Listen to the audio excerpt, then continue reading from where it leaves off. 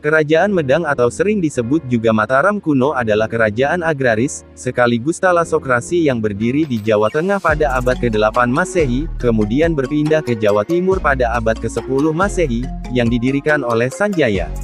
Kerajaan ini dipimpin oleh Wangsa Shailendra dan Wangsa Isyana. Sepanjang sejarahnya, penduduk kerajaan ini sangat mengandalkan sektor pertanian, terutama budidaya padi lahan basah atau sawah. Akan tetapi, kemudian kerajaan ini juga mengembangkan sektor niaga maritim.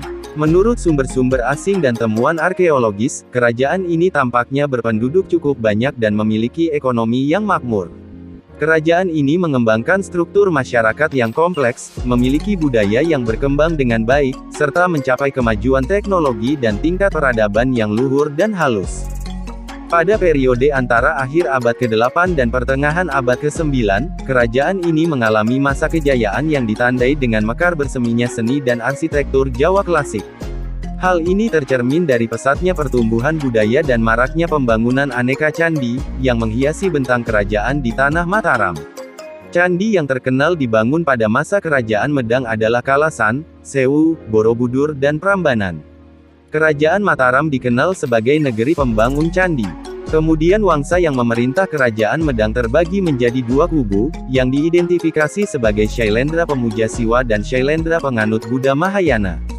Indikasi perang saudara terjadi, hasilnya adalah Wangsa Shailendra dibagi menjadi dua kerajaan yang kuat. Wangsa Shailendra Pemuja Siwa berkuasa di Jawa dipimpin oleh Rakai Pikatan, Wangsa Shailendra Penganut Buddha berkuasa di Sumatera dipimpin oleh Balaputradewa. Perselisihan di antara mereka berakhir sampai 938 Saka atau sekitar 1016 Masehi, ketika Raja Wangsa Shailendra yang berkedudukan di Sumatera menghasut Haji Wurawari, seorang raja bawahan, untuk memberontak kepada kekuasaan Dharma Wangsa Teguh. Dengan dukungan Sriwijaya, Raja Wurawari dari arah Elwaram menyerbu ibu kota Watan di Jawa Timur.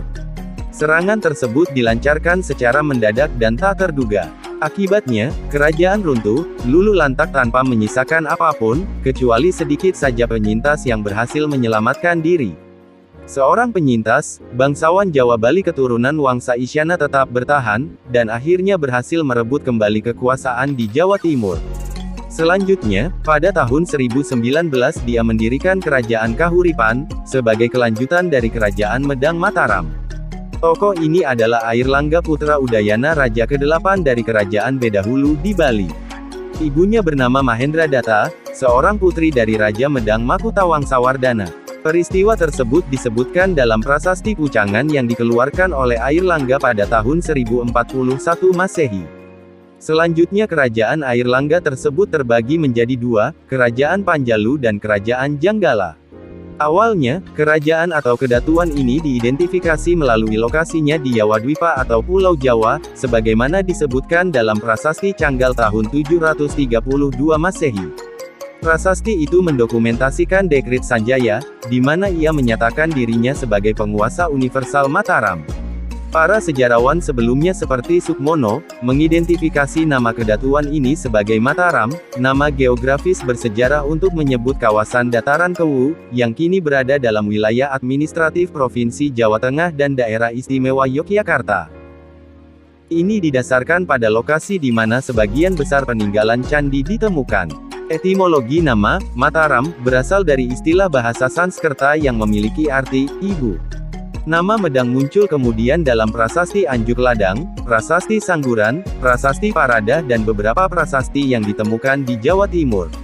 Sebagai akibatnya, para sejarawan cenderung mengidentifikasi periode Jawa Timur tahun 929 sampai tahun 1016 Masehi, dari kedatuan ini sebagai Medang untuk membedakannya dengan periode Jawa Tengah tahun 732 sampai tahun 929 Masehi. Sanjaya mulanya mendirikan Kadaton Medang di bumi Mataram, kemudian dipindah istananya oleh Rakai Pikatan ke Mamrati. Kemudian pada era Dyah Balitung atau Rakai Watupura istana Medang dipindahkan ke Poh Pitu. Kembali lagi ke bumi Mataram pada era Dyah Wawa atau Rakai Sumba. Kemudian Empu Sindok yang mendirikan Wangsa Isyana memindahkan pusat kedatuan dari Jawa Tengah ke Jawa Timur, tanpa memutus hubungan dengan leluhur terdahulu. Ia menyebut leluhurnya dengan kalimat, Rahyanta I Medan I Bumi Mataram pada Prasasti Anjuk Ladang dan Prasasti Paradah. Letusan Gunung Merapi yang parah, mungkin telah menyebabkan pemindahan pusat kedatuan, dari Jawa Tengah ke Jawa Timur. Sejarawan menyatakan bahwa, beberapa waktu pada masa pemerintahan Dyah Wawa dari Bumi Mataram tahun 924 sampai tahun 929 Masehi, Gunung Merapi meletus dan menghancurkan ibu kota Medang di Mataram. Letusan Gunung Merapi ini dikenal dengan sebutan, Pralaya Mataram, atau Bencana Mataram. Di Jawa Timur ibu kota baru Medang berada di Tamulang. Beberapa tahun kemudian ibu kota dipindahkan lagi ke Watugaluh, dan terakhir ke Watan pada masa Dharmawangsa Teguh. Penyebutan bersejarah nama kerajaan Mataram tidak dapat disamakan dengan kota Mataram yang terletak di Pulau Lombok, ibu kota Provinsi Nusa Tenggara Barat. Dahulu di kota Mataram pernah berdiri sebuah kerajaan bernama Puri Cakranegara, yang didirikan oleh bangsawan dari kerajaan Karangasem di Bali pada awal abad ke-19. Sesungguhnya, nama kota Mataram memang diambil berdasarkan nama kerajaan historis Mataram yang ada di Jawa. Ini adalah praktik yang lazim bagi orang Bali untuk memberi nama pemukiman mereka yang sama dengan nama tempat di Jawa, sesuai dengan warisan budaya Majapahit mereka. Catatan awal kerajaan Medang ada dalam Prasasti Canggal tahun 732 Masehi, ditemukan di dalam kompleks Candi Gunung Wukir di Dusun Canggal, Barat Daya Kabupaten Magelang. Prasasti ini, ditulis dalam bahasa Sanskerta menggunakan aksara Palawa, menceritakan tentang pendirian Siwalingga atau lambang Siwa di bukit di daerah Kunjarakunja Deka Kunjarakunja, yang terletak di pulau bernama Yawadwipa, Jawa, yang diberkahi dengan banyak beras dan emas. Pembentukan lingga berada di bawah perintah Sanjaya. Prasasti ini menceritakan bahwa di Yawadwipa dahulu diperintah oleh Raja Sana, raja yang bijaksana, adil dalam tindakannya, perwira dalam peperangan, bermurah hati kepada rakyatnya. Setelah mangkatnya Raja Sana negara berkabung, jatuh dalam perpecahan. Pengganti Raja Sana yaitu putra saudara perempuannya Sanaha bernama Sanjaya. Dia menaklukkan daerah-daerah di sekitar kerajaannya, dan pemerintahannya yang bijak memberkati tanahnya dengan kedamaian dan kemakmuran bagi semua rakyatnya. Pada Prasasti Taji, Prasasti Tulang R dan Prasasti Timbangan Wungkal ditemukan istilah Sanjaya Warsa atau kalender Sanjaya. Disebutkan dalam prasasti tersebut bahwa tahun 1 Sanjaya sama dengan tahun 716 Masehi. Tidak diketahui dengan pasti apakah tahun 716 Masehi ini merupakan tahun kelahiran Sanjaya, atau tahun berdirinya kedatuan. Menurut Prasasti Canggal, Sanjaya mendirikan kedatuan baru di tengah Pulau Jawa bagian selatan. Namun tampaknya itu merupakan kelanjutan dari pemerintahan sebelumnya yang diperintah oleh Sana. Periode pemerintahan Rakai Panangkaran ke Dyah Balitung, rentang antara tahun 760 sampai tahun 910 Masehi, yang berlangsung selama 150 tahun, ditandai sebagai era puncak kejayaan peradaban Jawa kuno. Pada periode ini seni, budaya, dan arsitektur Jawa kuno tumbuh mekar bersemi. Ditandai dengan pembangunan sejumlah candi dan monumen nan megah, marak membentang menghiasi cakrawala dataran Kedu dan dataran Kewu. Candi yang paling terkenal adalah Candi Sewu, Borobudur dan Prambanan. Wangsa Shailendra dikenal sebagai pembangun candi yang hebat. Dari abad ke-7 hingga pertengahan abad JE10, Kerajaan Medang terdapat perkembangan peradaban yang megah, terutama seni arsitektur Jawa kuno, berupa bangunan-bangunan suci Hindu-Buddha yang membentang cakrawala dataran Kedu dan dataran Kewu. Candi paling awal dibangun era Medang adalah Candi Gunung Wukir. Berdasarkan Prasasti Canggal, candi ini didirikan pada saat pemerintahan Raja Sanjaya, pada tahun 732 Masehi atau 654 Saka. Prasasti Canggal memiliki banyak informasi terkait dengan awal berdirinya Medang. Berdasarkan prasasti tersebut, Candi Gunung Wukir mungkin memiliki nama asli Kunjarakunja. Hampir 50 tahun kemudian Candi Buddha tertua dibangun di wilayah dataran Kewu. Candi Kalasan, terkait dengan Prasasti Kalasan tahun 778 Masehi, dan Rakai Panangkaran. Sejak saat itu, Kerajaan Medang kedapatan proyek pembangunan candi yang tersebar di dataran Kewu dan dataran Kedu, seperti Candi Sari, Candi Sewu, Candi Lumbung, Candi Ngawen, Candi Mendut, Candi Pawon, dan puncaknya pada era Raja Samaratungga yang memprakarsai pembangunan Candi Borobudur, candi monumental yang sangat besar, berbentuk seperti gunung yang diselingi dengan stupa dan selesai dibangun pada tahun 825 Masehi.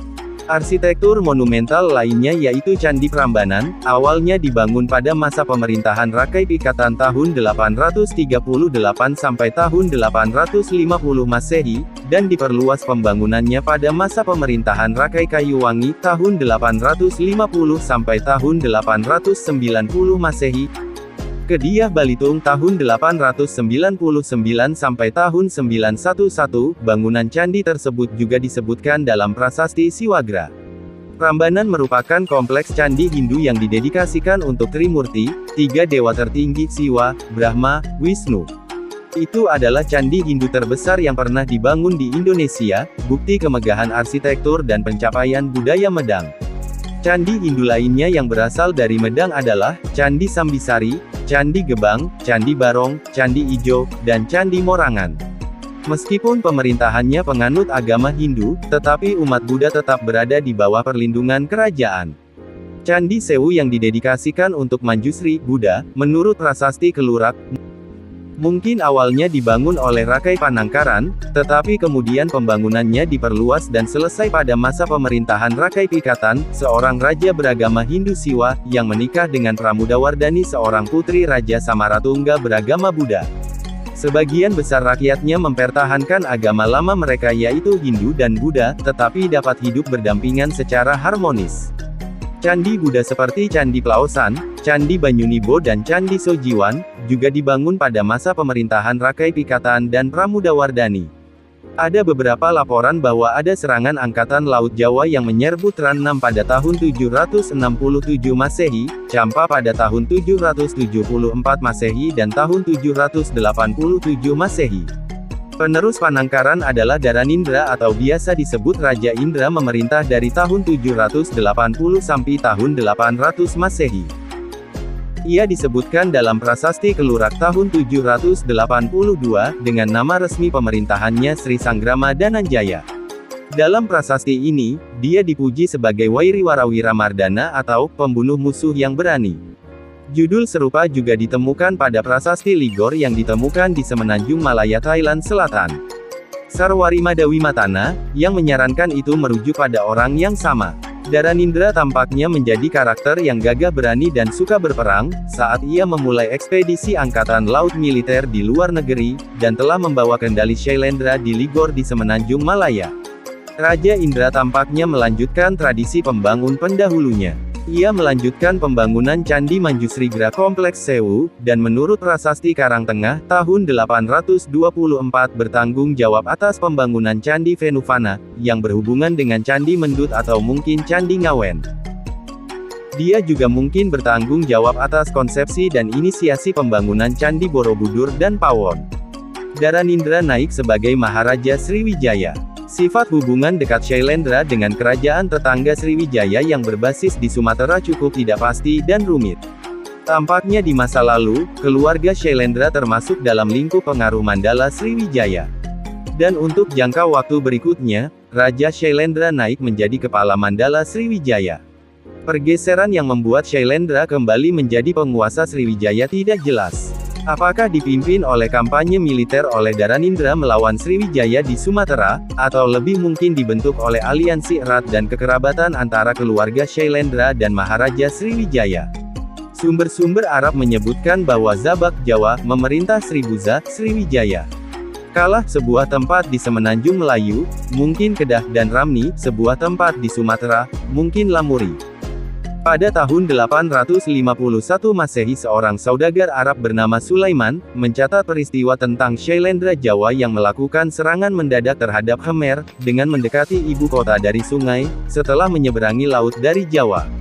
Raja muda Khmer kemudian dihukum oleh Maharaja, dan kemudian, kerajaan tersebut menjadi vasal dinasti Shailendra.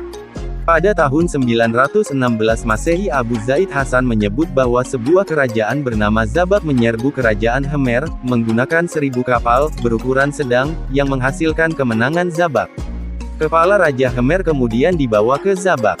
Terlepas benar atau tidaknya kisah tersebut atau hanya sekedar legenda, ia bisa jadi ada kaitannya dengan kemerdekaan Kamboja dari kekuasaan Jawa pada tahun 802 Masehi. Zabak mungkin berhubungan dengan Jawaka atau Javaka, yang mungkin merujuk ke Jawa atau Sumatera Selatan.